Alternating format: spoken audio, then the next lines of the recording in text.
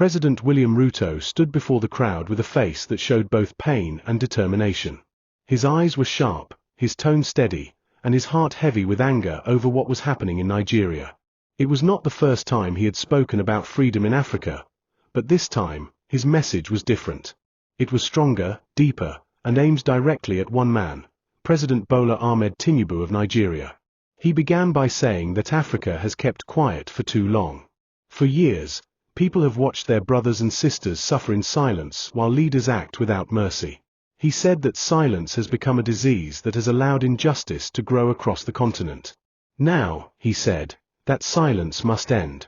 Ruto looked around and said in a calm but powerful voice, "We are not children anymore.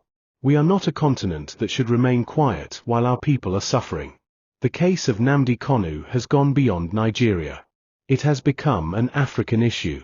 It is not just about one man, it is about justice, it is about freedom, and it is about respect for the truth. He paused for a moment as the crowd listened closely. Then he continued, "Every African knows what it means to fight for freedom. We have seen what colonialism did to us. We have watched as our own leaders repeat the same things the colonizers once did. They arrest those who speak, they silence those who protest, and they punish those who demand fairness. But this must stop. Nnamdi Kanu deserves to be free." Ruto's words carried emotion, and people could feel that he was speaking from the heart. He said that keeping quiet makes everyone guilty, because when a person sees injustice and says nothing, they become part of it. He reminded everyone that Africa's strength does not lie in money or weapons but in the unity of its people and the truth they stand for. Then Ruto turned his message directly to the Nigerian government. His tone changed, it became firmer, colder, and clearer.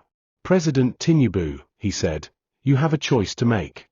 You can choose peace, or you can choose pride. You can choose justice, or you can choose oppression. But whatever choice you make, remember this, the world is watching, and Africa is no longer silent. Release Nnamdi Kanu, or prepare for what is coming. Because injustice cannot rule forever."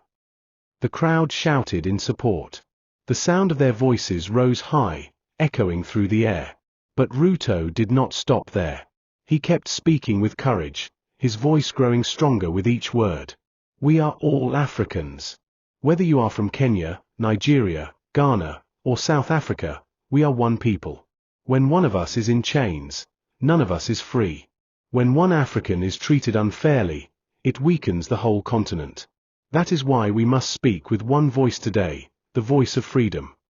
He reminded everyone that Africa was built on the blood of brave men and women who fought against slavery and colonial rule. He said they did not fight so that their children would remain silent in the face of oppression. They fought so that we could stand up, speak the truth, and defend what is right. If they could risk their lives for freedom, then we can risk our comfort for justice, Ruto declared. He called on African leaders to stop pretending that everything is fine while their people suffer. We cannot call ourselves leaders if we are afraid of the truth. We cannot claim to love our nations when we keep our citizens in pain. A leader who fears the voice of the people is not a leader, he is a prisoner of his own power. Ruto's message was not filled with hate, but with truth. He said that he did not want war, but he also would not allow injustice to continue without speaking against it. "Nigeria must understand that peace comes from justice," he said. "If you continue to ignore the cries of the people, you are building a storm that you cannot control. We are not asking for bloodshed, we are asking for fairness. We are asking for freedom. And if those in power refuse to listen, then they will face the anger of the people." He told the crowd that Nnamdi Kanu's freedom was not just about one man's rights. It was about the soul of Africa. It was about the future of every young person who dreams of a free and fair continent. "If we allow injustice to continue in one country, it will spread to others," he said. "If we allow one leader to act like a god, others will follow his steps. That is why we must stop this now. That is why Nigeria must do what is right." Ruto's words were shared across the continent within hours. People from different countries began to talk about what he said. Many praised his courage, calling him the voice of a new Africa, an Africa that would no longer bow to fear or silence. He ended his speech with one final statement that echoed across the world. "The time for fear is over. The time for silence is gone. If Nigeria continues to hold Nnamdi Kanu, then Nigerians must get ready for a storm. Because Africa will not be quiet anymore. We will rise together for justice, for freedom, and for truth. And with that, Ruto walked off the stage, leaving behind a message that no one could ignore, a warning to Tinubu, a call to Africa, and a promise that silence would never rule again. When President William Ruto's message reached Nigeria, it spread like wildfire. His bold words were replayed on radios, televisions, and social media across the nation. Many Nigerians were surprised that an African leader had spoken so openly and fearlessly about Nnamdi Kanu's case. Some people were filled with hope and joy, while others were nervous about what might follow. But one thing was clear: Ruto's voice had shaken the silence that had lasted too long.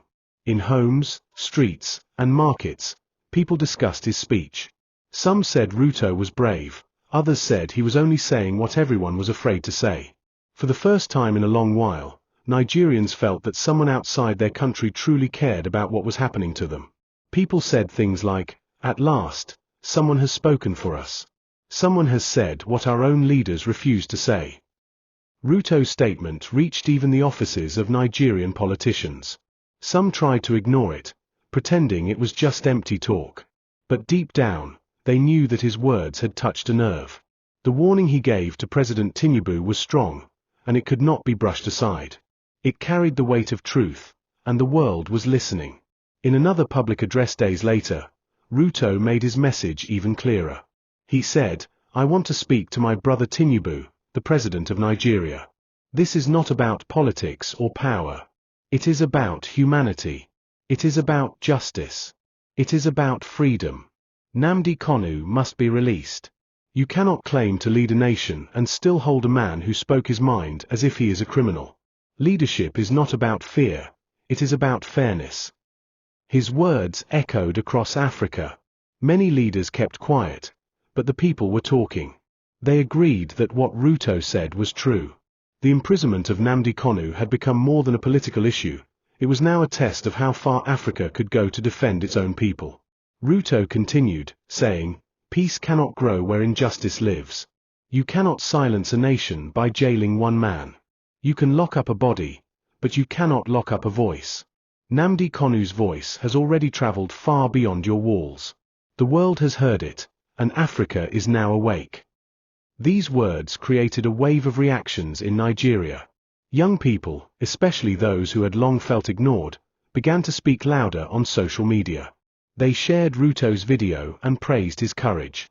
They said he spoke like a true African brother. They said his message was the truth that Nigeria needed to hear. Ruto's message also drew attention from human rights groups. Many organizations that had been quiet began to release new statements calling for justice. They said Ruto's leadership was a sign that a new kind of Africa was rising, one that would not keep quiet about injustice. Inside Nigeria's government, the mood was tense. Some officials feared that Ruto's warning might cause unrest. Others argued that ignoring him would only make things worse. The name Nnamdi Kanu was now back on everyone's lips, and the calls for his release were growing louder than ever. President Tinubu himself was said to have listened to Ruto's words in private. While he did not respond publicly, those close to him could see that he was not happy. Ruto had not just questioned his government, he had challenged his image before the whole of Africa. But Ruto did not stop there. In another statement, he said, "If Nigeria wants peace, then it must choose justice. You cannot build peace on fear, and you cannot lead your people by silencing them. Africa has been silent for too long, and that silence has cost us our unity. I will not keep quiet when my brother is being treated unfairly. I am calling for Nnamdi Kanu's release because it is the right thing to do." He reminded everyone that true leadership means listening to the people, not punishing them. Every leader must understand that the people are the real owners of the land. Power belongs to them, not to one man. When a government starts to fear the truth, it begins to fall apart, he said. Ruto also warned that if Nigeria continued to hold Nnamdi Kanu, it would face serious consequences. When you close your ears to the cries of your people, you open the door to anger. That anger will not stay silent forever. Nigeria must be careful not to provoke the spirit of its people. The cry for freedom cannot be buried. It will rise again, stronger than before. Those words were heavy. They carried the kind of strength that could move nations. Across Africa, many people started to see Ruto as the voice of a new movement, a movement for truth, freedom, and unity. He spoke again during an interview, saying, "I want to make it clear that I do not wish for conflict, but I will not pretend that all is well when injustice continues. If Nnamdi Kanu is not released, Nigerians should be ready for a storm. The people are tired, and when the people rise, no power can stop them." In Nigeria, the people were divided. Some supported Ruto completely and said his warning should be taken seriously. Others feared that his words might bring more tension. But even those who disagreed could not deny that Ruto had spoken the truth. Ruto's warning reached every corner of the nation. His voice became a symbol of courage. His words reminded Nigerians that they were not alone, that someone beyond their borders saw their pain and was willing to speak for them. For the first time in years, there was a new energy in the air. People began to believe again that justice could come, that change was possible, and that silence could finally be broken. And as Ruto's message continued to spread, it became more than a speech, it became a call to action. Across Africa, people began to say the same thing.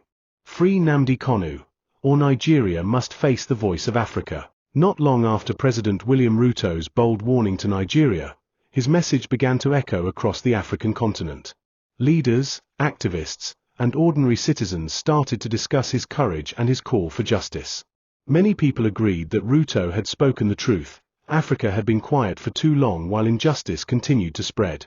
Among the leaders who stepped forward to support Ruto was Ibrahim Traoré, the young and fearless president of Burkina Faso. When Traoré heard Ruto's speech, he wasted no time. He spoke openly and made it clear that he stood fully behind Ruto's words.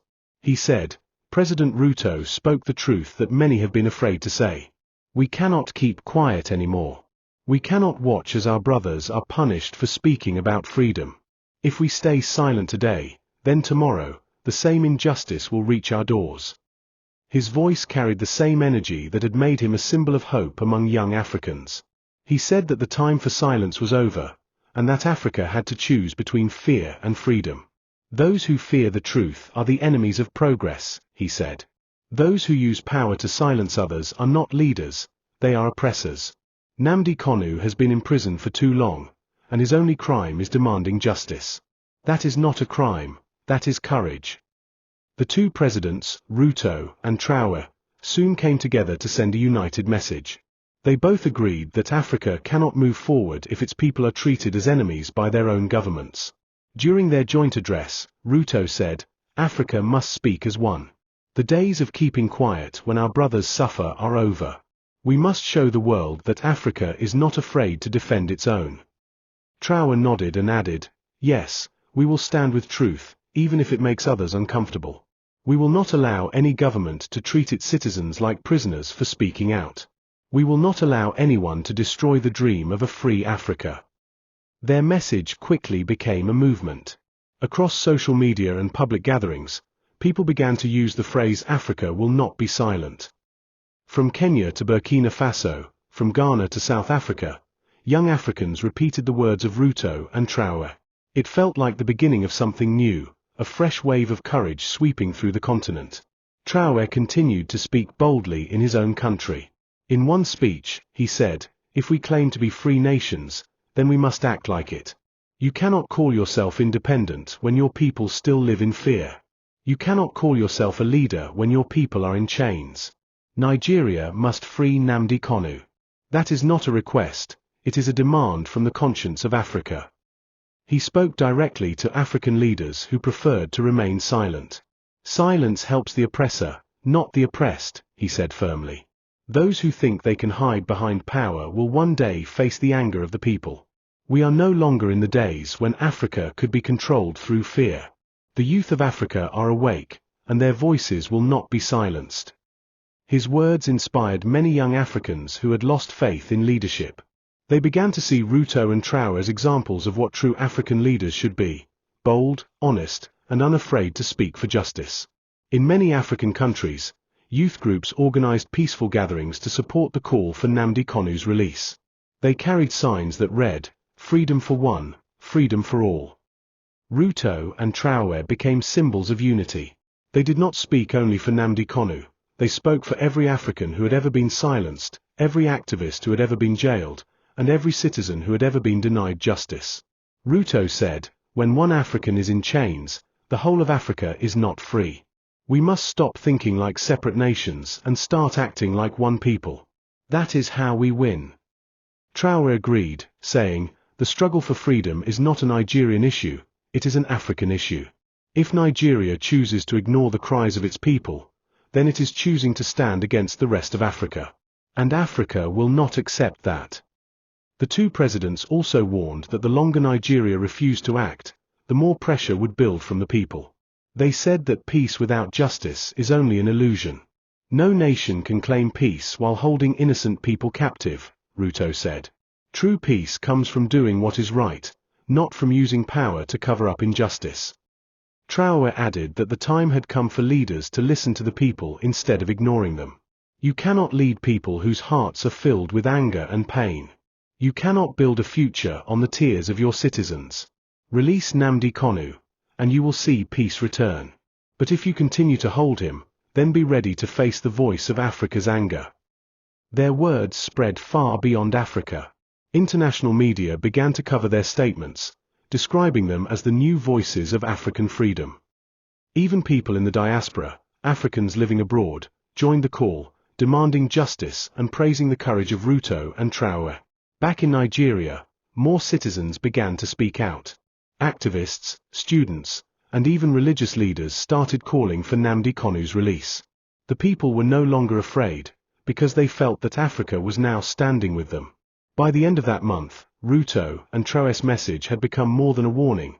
It was a movement of hope, strength, and unity. The two leaders had shown that real power comes from truth, not fear. Their voices gave courage to millions who had lost hope. And as they stood together, Ruto's final words in their joint message rang across the continent. "We will not be silent. We will not look away. Until justice is done and Nnamdi Kanu is free, Africa will continue to speak." Then Traoré closed with words that touched every heart that heard them. "Africa's time has come. The chains of silence are broken. The age of fear is over. We are one voice, and we will speak for our brothers until justice wins." From that day, a new chapter began, one where Africa spoke with courage, where truth was stronger than fear, and where the call for freedom could no longer be silenced.